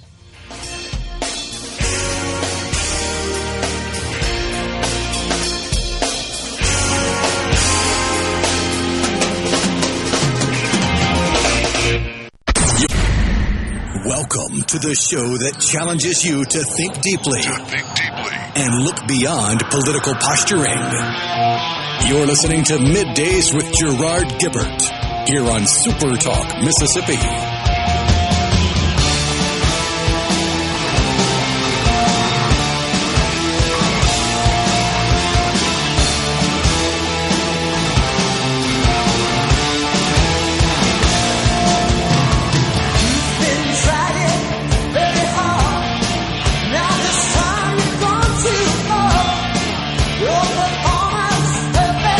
We're back with you in the Element Wealth studio. It's hour 3, the afternoon portion of Middays. The C Spire text line always open, 601-879-4395. Are you thinking about or planning for retirement? Do you have a plan? Go to myelementwealth.com or call 601-957-6006 to let Element Wealth help you find your balance between income, growth, and guarantees. So I caught this morning an interview with someone from the beef industry. Average meat prices in April, year over year, up rather dramatically. Beef steak up 7%, ground beef 10%, chicken 2.7%, ham 4.3%. Right in time for Father's Day. Price of beef. Now, much like the price of eggs, this is due to some thinning of the herd. And this individual said they expected the herd to return to normal numbers. By the way, it's like the lowest it's been in decades right now. Expected to return to normal numbers in about a year. With the price of eggs, it was the bird flu that was devastating the flock of hens, and that had a significant impact on the supply of eggs. And so the supply of eggs is now down. Well, and the draconian measures implemented. The price, pardon me. Yeah, right, go ahead, yeah. I mean, if you suspect a whole hatch of eggs of having something, but they're not showing any symptoms. Which makes more sense? Quarantine and wait to see what happens? Or just torch them all and destroy every single hen? Bad government policy behind that, the bottom line. So, big old problem there, and that has since been resolved. It's one of the first things that Secretary Brooke Rollins did as the Secretary of Agriculture. She changed those policies, those rules that were a bit draconian, shall we say, a bit extreme, a bit radical, and that no doubt has boosted the number of hens that are laying eggs, and that has increased the supply of eggs, and that causes the price to come down. That's what's going on there. But beef, there was some disease as well, right, with cattle, I thought, that thinned the herd. I thought that was a problem. Maybe it wasn't. Maybe it was drought. I mean, there were some external factors that were causing there to be a significant decline in the number of cattle available for slaughtering and producing beef. And I think the industry is going through a recovery period on that right now, if I'm not mistaken. So, yeah, that's definitely what's at play there. So Ben from Madison says, you're looking that up. I thought there was some sort of disease. Maybe it was drought that had that. It had to have been the drought, because the only diseases I'm seeing, last year there were 60 head that were infected with anthrax in Wyoming. Okay. That was the largest outbreak of disease. A couple years before that, there was a tick-borne disease that had some impact, but you would think 3 years out it would have already been I would agree. alleviated. Are you seeing anything about drought maybe causing problem for cattle farmers, just in the volume of cows available for slaughtering and production of beef? I seem to recall catching a report on that. It's been a couple of months or so. Yeah, it looks like there was a report back in March about drought-damaged hay causing cattle deaths. Yeah, okay. Ben from Madison says, if the Senate rolls back the SALT cap, that's the state and local tax deduction, I wonder how the House would respond to that change. I really don't like red states subsidizing the high-tax blue states. A couple things there that, just to clarify, the state and local tax deduction, that just allows you to deduct for federal income tax purposes your property taxes, your state income taxes, even your state sales taxes if you keep up with that. It allows you to do that if you do itemize, rather than taking the standard deduction. Meaning you'd have to have a substantial amount of state and local taxes to exceed the standard deduction that you get whether you had that amount of taxes or not. But that cap was put in place in the 2017 Tax Cuts and Jobs Act, the so-called Trump tax cuts, at $10,000. And so there are Republicans in the House that represent deeply taxed blue districts, specifically New York, California, Hawaii, Republican representatives from districts in those states that have really pushed hard to increase the cap. They wanted to eliminate it. Some did. Some wanted to raise it substantially. What we ended up with was $40,000, going from $10,000 to $40,000. So only if your state and local tax deduction were exceeded $10,000, which is limited under present law, you would be able to go up to $40,000, but your income also has to be less than $400,000 in your household. So if it's more than that, it starts phasing out the amount you can deduct. So that's where they landed in the House. There have been some talks in the Senate about perhaps reducing that, because that does figure into the scoring, the CBO does, and that is expected to cost, I think, about $300 billion over 10 years. I mean, the way they calculate it, the increasing the cap, which means your taxes would be lowered in those states. And I understand your point, Ben. I take a little bit of a different angle on that, I should say. That isn't there a limit on it, though? Limit on what? On the salt cap. Yeah. Well, the limit doesn't apply to anybody making over 160-something thousand a year. 400,000 under the current bill. Okay. The new bill has a 400,000. The current bill doesn't have a cap on your income. Right. You get $10,000, but that's the most you can deduct, which ain't a whole lot. So I know at one point in time it was around 160,000, 170,000 was going to be the limit. That's what they talked about. That's considered by the IRS, believe it or not, that 160K number you're talking about, they consider that a highly compensated. Literally, that's the way it is. The language occurs in the code, highly compensated. Yeah, because once you get to that point, you're in, the top 10%? Yeah, I think it's, the 10%. Bumping up against it. Yeah. I think 1%'s up to $400K or so range, if I'm not mistaken, to be considered. Maybe a little more than that, but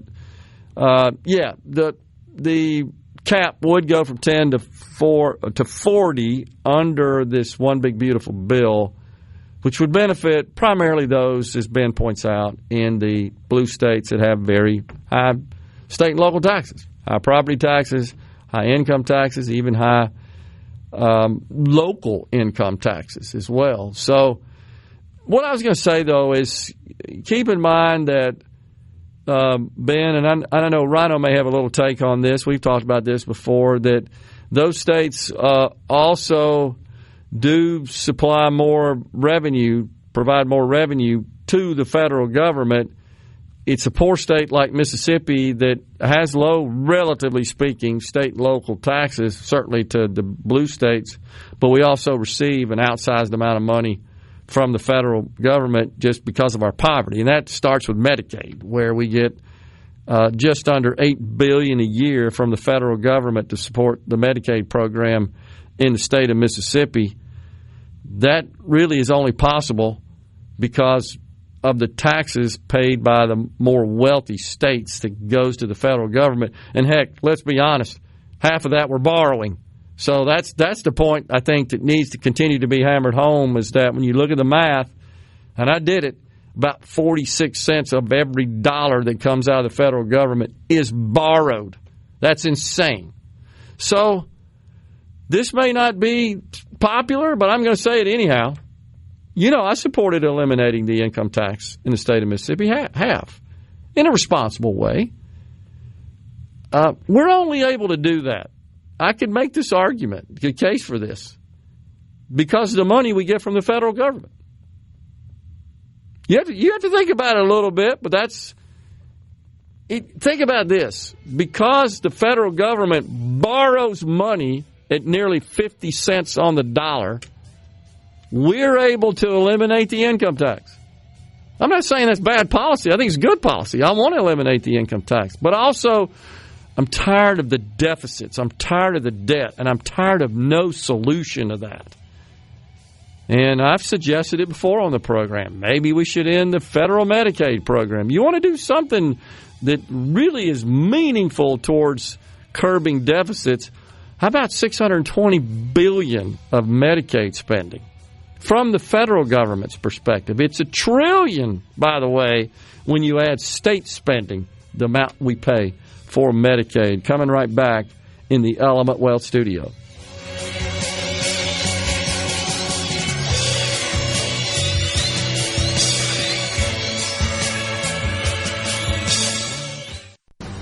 It's so awesome! Middays with Gerard Gibert. Come on, let's get on with the show! On SuperTalk, Mississippi.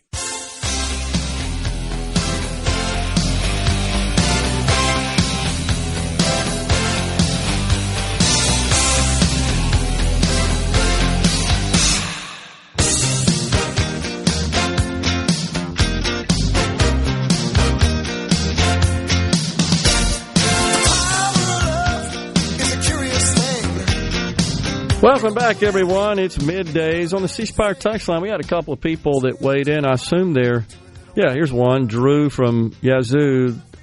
He says the zoo is a cattle owner. Yes, drought in the last 3 years has affected herd size along with record high cattle prices. over the last year. Okay. I thought I'd seen something related to that. I was wrong in suggesting maybe there was some sort of disease that had spread through the cattle population, the way there was with the bird flu in hens. So I apologize for that. But I knew there was some external factor that was involved. Let's see. Dave from Monticello says, cattle farmers in Texas have battled drought for several years now. It was one of the reasons why when I worked in economic development, we almost landed in a beef processing plant here in southwest Mississippi. Interesting. Richard says COVID shut down processing plants. Drought 2023 caused reduction in the herd and people leaving the cattle business due to increased inputs, feed, fertilizer, labor. Last 5 years, a perfect storm. Fewer cows, and that raises prices. Got it. Appreciate that. Appreciate all the information. Mose says, I'm surprised that the left hasn't floated the idea of a federal sales tax to increase income. Well, they wouldn't do that, Mose, because that would be regressive. They oppose sales taxes in that respect, and they would much prefer to impose higher income taxes on higher earning people. Just simple as that. They want much higher taxes. And in fact, the rhetoric you see coming out of them these days where they're condemning the one big beautiful bill is that they claim that the lower income people of the country are paying for the tax cuts for the billionaires, which is nonsense. That's just such a terrible argument, but it does resonate. What's so funny? I'm just laughing because the vast majority of their voters don't pay taxes. Right, exactly right. How the heck are they paying for their wealthy if they don't pay anything? They never seem to acknowledge that point, that according to statistics from the Internal Revenue Service, about 49% of the households in this country pay no federal income taxes.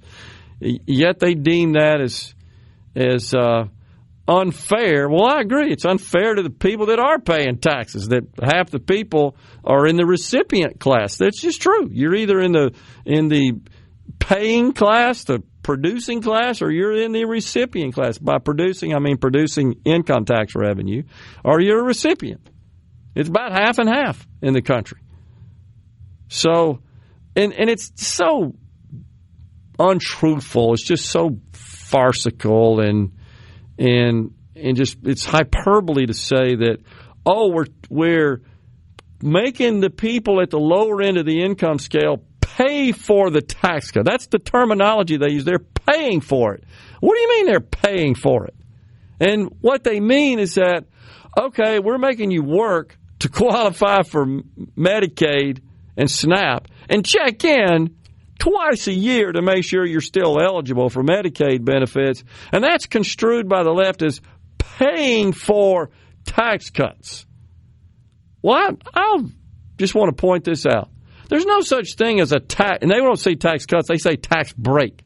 There's no such thing, in my view, as a tax break. There's not. That assumes that all income emanates from government. And whatever you're left with as your personal disposable income is just because the government lets you have some of what government produced. It's just the opposite. They got that completely backwards. And this idea that, oh, the poor people are paying for the tax breaks also suggests that, well, it's incumbent upon those who are earning and paying taxes to pay for the benefits of others, with the government pointing a gun to their head if they don't do so. That's just wrong. That's so misguided, and that's where we are with tax policy in this country. We implement tax policy based on who can afford it. Oh, look, all the money's over there. Let's go get it and give it to this group over here, and we'll skim off the top. That's exactly what taxation policy looks like in this country these days. That's just wrong. That is not consistent, honestly, with traditional American values. Well, in fairness, if a Democrat's gums are flapping, they're going to be wrong. That's It's terribly wrong, and it's aggravating to me. Every time I see them say that, which is on a daily basis, they're kicking people off of Medicaid for tax breaks for the billionaires. What? The two aren't even related.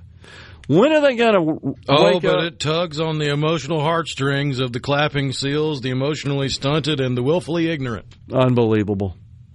And they take advantage of that. And that, I find that to be despicable, disgraceful, because they know it. They know they're taking advantage of the, I don't want to say ignorance. Maybe that's too strong a word. No, it's the truth.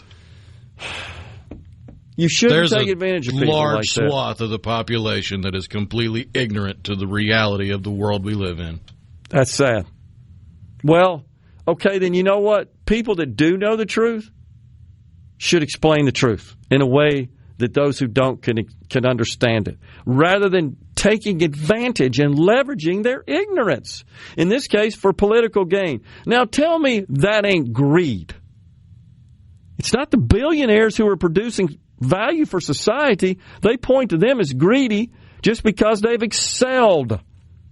No, that's not greed. Greed is you're keeping people in the dark. You're suppressing the truth for personal political gain. You don't deserve the honor of public office when that's the case. Tell the damn truth. And quit the lying to people to advance your own personal agenda or that of your party. Tell the truth. What's the saying? A tiger don't change their stripes? So true.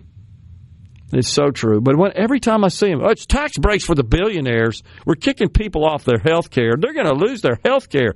They're going to lose their food because of tax breaks for the billionaire. That's insane. That is just not true. Man, oh man. Not to mention, half of it's borrowed.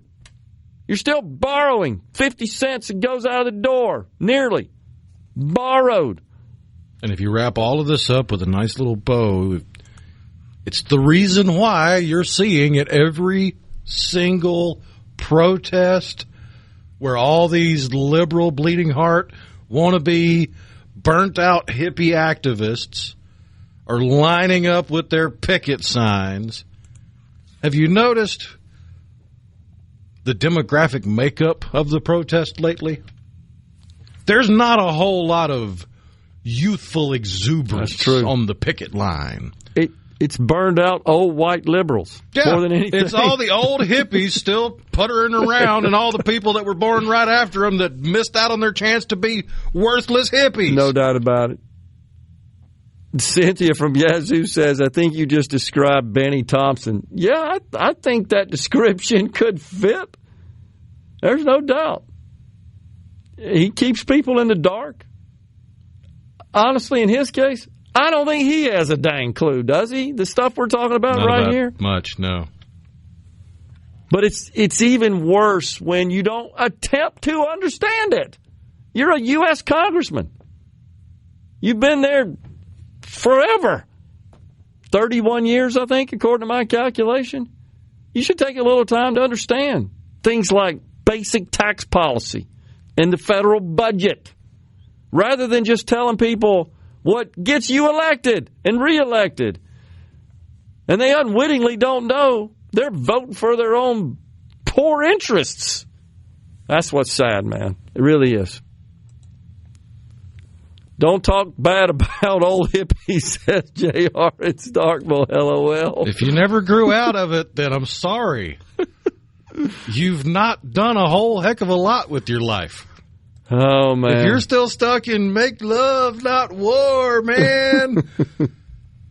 How did you make it this far? Because obviously the elevator doesn't go all the way up if you're stuck in 1969. So true. Is Taylor Swift a greedy billionaire, or is she a talking head for the Democrats that just happens to be a billionaire? Well, I don't know that I could point to anything that she does that I would consider greed necessary. And just because she's a billionaire, see, that's the problem. Everybody assumes because you mean re-releasing your music just slightly tweaked so all your fans have to buy the same songs again isn't greed? Oh, well, I didn't know that was happening. Yeah, that's manipulating for personal gain She re-released all her freaking albums. That's as bad as the pharmaceutical companies making one little minuscule change to the chemistry. I don't really understand all that, but I know enough to know to qualify them for an extension of a patent, right? And charging out the wazoo for it. Coming right back.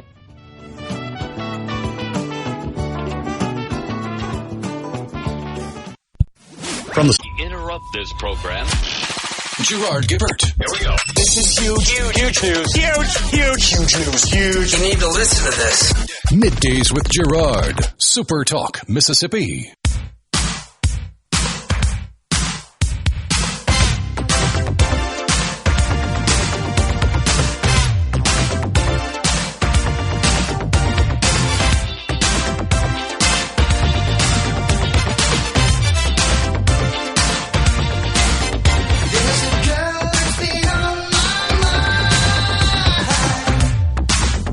Ben from Madison says Elon going after the BBB on Twitter. It'll be interesting to see how Trump responds to the criticism. Yeah, that's the big, beautiful bill. Now, honestly, I always felt like that there would likely be a clash between these two very strong Type A personalities. And though I know that his tenure came to an end because of him being a contracted person. I don't know exactly the terms under the agreement under which he was hired, the terms of the agreement under which he was hired to head up this Doge group. But, of course, it was for a term of, 5 months or something like that. So it came to an end, and he bowed out and had a big deal at the White House in the Oval Office. Was it last week or week before? I'm losing track of time a little bit. But look, there's ways to get around that. If they wanted him to stay or he wanted to stay, there's all kinds of options to deal with. Last week, okay. So there's all kinds of avenues they could have pursued to keep him on board. I think, first and foremost, he was getting a lot of pressure from his shareholders at Tesla because the numbers aren't good there for the company. Sales way down, profits down. And it's because he was essentially involved in Washington fairly full time and kind of taking the eye off the ball of his responsibilities as the chief executive officer of the numerous companies, the premier one being Tesla, the EV automaker. And there's also all kinds of rumblings now about cabinet secretaries and him becoming confrontational. There being a lot of friction there. And then you've seen some reports lately. New York Times had an incredible expose about his drug use, which was, according to them, rather prolific. And he doesn't really deny it. I mean, just categorically deny it. He admits that, how did he term it? He goes through lots of ups and downs. And the drugs do provide some degree of soothing of his pain. But that New York Times report also said he's got a lot of family drama. I think he's being sued by the mother, if I'm not mistaken, of his child, X, of course. His child's name X, who you saw accompany him often at the White House. SpaceX requires, of course, a drug-free workforce, administers random drug tests to its employees. I don't think that's included Elon Musk at this point. He denies that he was using, is it ketamine? Is that how you pronounce it? Or is it ketamine. Ketamine, okay. He said... Street name Special K. Oh, okay. He said he's felt great highs, terrible lows, I'm quoting him here, and unrelenting stress. He's denounced traditional therapy and antidepressants, plays video games for hours on end. He struggles with binge eating, takes weight loss medication, and, of course, he does post day and night on his social media platform, X. He has a history of recreational drug use. The Wall Street Journal dug into that last year. Some of the board members at Tesla have worried about his use of drugs, especially Ambien, which is for sleep, right? Yeah, it's a prescription sleep aid. Well, when he was pressed on his drug use, he said he only took a small amount now of ketamine, about once every 2 weeks, as prescribed for negative moods. He said if you use too much of it, you can't get any work done. I can see that. Tranquilizer. He said, however, lately he's been using it often, sometimes daily. That would seem to be a problem. And mixing it with other drugs, that's according to people that are in his inner circle. So I guess that kind of blurs the lines, does it not, between recreation and for medical purposes. It could be. He also said he's taking ecstasy and psychedelic mushrooms at private gatherings across the country. And then there was some stuff about him sleeping in the White House, that Trump regularly invited him to just bunk out in the Lincoln bedroom, of course, and that's kind of crazy. But that's fine. It's the president. It's a prerogative there. So, and he says he's going to back out of all the investment in political races. I do think that hurt him and his company. A lot of people exacted retribution on him because, especially in Europe. Then he's got all kinds of messy family affairs. He's married and divorced 3 times. He's fathered 6 children in his first marriage, including one that died as an infant. Oh, well. So he's got lots of baggage that he's dealing with. But the New York Times, and I haven't seen anybody rebut it, and I haven't seen him come out and say anything about it either, that calling for the New York Times to retract anything. Well, didn't he call him out in that meeting in the Oval Office? New York Times? He questioned their credibility? Okay, maybe so. You're right. But the big, beautiful bill, as Ben points out, he's basically saying that because they're just little in the way of any kind of spending reductions, that he feels like, and I'm using his word, it's undermining DOJ's efforts. Now, we got to be honest here. He started out saying, we think we can find $2 trillion. And then he backed off of that and said, okay, $1 trillion. And it landed at $170 billion. So really nothing significant relative to the projected $2 trillion. And the concern is that this bill that's about to pass, whenever you hear, again, folks in Washington say this does not add to the deficit, please understand that means doesn't add to the deficit as if nothing occurred, no bill were passed. Doesn't mean that this balances the budget and therefore we don't produce deficits. Not whatsoever does it mean that. It simply means passing this bill won't increase the projected deficits. Now, there are 2 schools of thought on that, just like there always is on economic issues. Oh, but on the other hand, so in this case, think about that. We're on a $2 trillion annual deficit run rate. So if it stayed level, and it's going to increase based on projections, if this bill didn't change any of those trajectories, we're looking at $2 trillion plus deficits for as far as the eye can see. What we'd like to see is it going in the other direction. What I'd like to see somebody in Washington say, this actually reduces the deficit. Now, there are those in the Trump administration, and I hope they're right. I really do. They're saying economic growth is going to produce more revenue, and thus more revenue means we're going to be reducing deficits, trimming deficits. I hope that's right. I don't know that could be as significant as it was when the first round of the Trump tax cuts were enacted in 2017. No doubt that was a huge change in tax policy from what was in place during the Obama era. But all we're doing here is extending it. So we're not really making any major changes to tax policy here.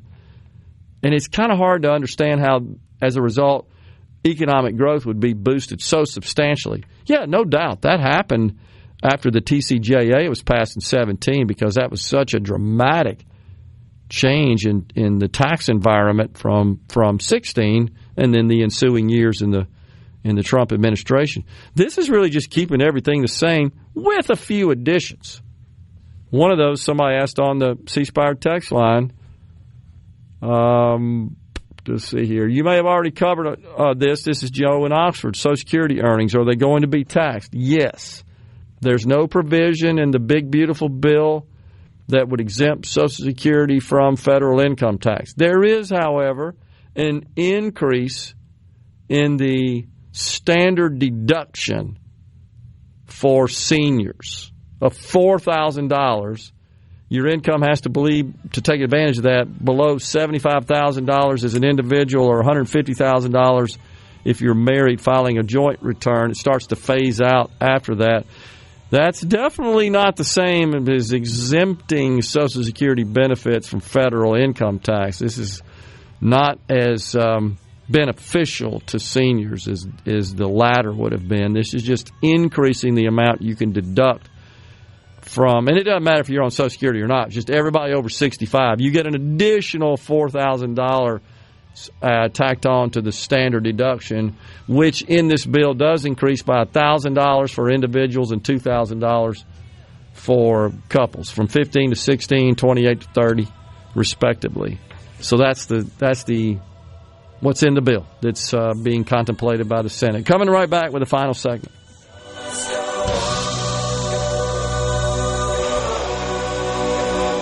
Find your family getaway. Gerard Gibert. Going beyond the headlines. Breaking down the stories that matter to Mississippi. Middays with Gerard on SuperTalk Mississippi.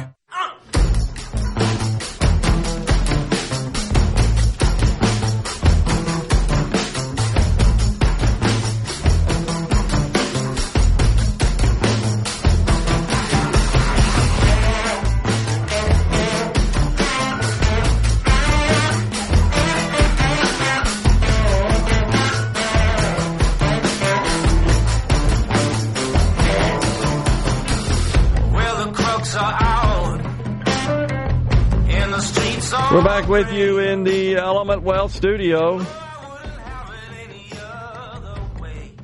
So there's a question on the C Spire text line. Yeah, Mo says, is it 4K per person and 8K filing jointly, or just 4K if one or both of you are over 65?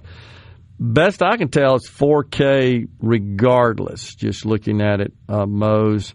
It's not like the increase in the regular standard deduction, which is $1,000 increase for single filers and $2,000 for joint filers. What I see in all the articles I've read, it's just a straight $4,000. Doesn't really matter if you're filing joint or if you're filing as an individual. But the $75,000, $150,000 thresholds, those do apply respectively to single filers and joint filers.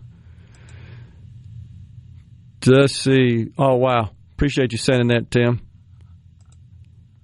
Let's see here. Again, this is on the C Spire text line. This is only discretionary spending. The big money items aren't up for debate. You say quite often it's entitlement programs that are bankrupting the country. Well, it's the spending in those in the mandatory programs: Social Security, Medicare, Medicaid, veterans benefits, debt interest, SNAP, and there's a number of other programs, housing assistance, TANF, if you go down the list, but mainly Social Security, Medicare, Medicaid. Yeah, those continuous increases without any action by Congress are driving deficits. And you can just look at what Ron Johnson says is, hey, look, if we'd have just increased spending commensurate with inflation from pre-pandemic levels to today, our spending would be up about $1 trillion. But rather it's up $2.3 trillion. And it's a valid point. Some of that's because a lot of that stuff that was put in place during the pandemic still hard to shake loose. Medicaid, which has roughly doubled since that time period, is a big problem that he points out. And so he has graphs and charts and a pretty good presentation on all that. I give it to him. If Medicaid costs have doubled since 2019, you would think a flat 10% cut could be eaten and nobody would notice. Yeah, it does seem that the problem is the number of people. It was 46 million people that were on Medicaid pre-pandemic, and that has ballooned since then. It's 75 million. It's almost like there's too many people on it. During the pandemic, during the period where states were required to keep everybody enrolled, even if they were no longer eligible, they called that continuous enrollment. By the way, that passed in 2020. That was signed into law by President Trump. That was the Families First Coronavirus Act. First piece of legislation dealing with financial aid as a result of COVID was that one. That preceded the CARES Act, the big $2 trillion CARES Act. This was a paltry $900 billion. That's crazy that's where we are. $900 billion, well, that's nothing, right? So that was passed in March of 2020. Remember, COVID really started to sweep the country February 20. Seems like it's when you started seeing. I recall you and I in the studio. Dave may have been with us at that point as well. The NBA said, okay, right? They were the first that I recall, because we're in the middle of basketball season, after football season, prior to baseball season, middle of basketball season, and the NBA pretty much shut down NBA games to everybody but coaches, players. Well, they shut them down, and then a month and a half later they did the bubble. Yeah, which was families, I want to say, the players were allowed to attend. I don't even know the families were allowed to go. Well, it could be. Maybe that came afterwards. Maybe just players staff. And referees, yeah. people who take care of the buildings, that's about it. But, yeah, and so what's going on right now with respect to the big, beautiful bill is it's a reconciliation package, which means it only deals with taxes and the mandatory statutory spending. I know a lot of people are upset that why aren't they codifying the DOGE cuts? Well, it's a little premature. What is expected to come over this week with respect to the DOGE cuts is something that can be codified. And by codifying, we really mean passing a law rather than appropriating or not appropriating funding in these various areas.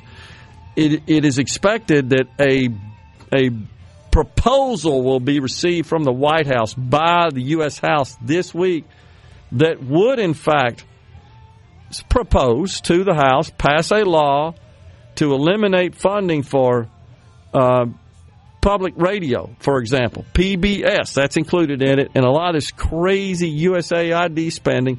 It's $9 billion. That's a lot, but just for argument's sake, we're paying $2 billion a day, I should say, $2 billion a day, and almost $3 trillion coming your way. So we're out of here. God bless. Stay safe.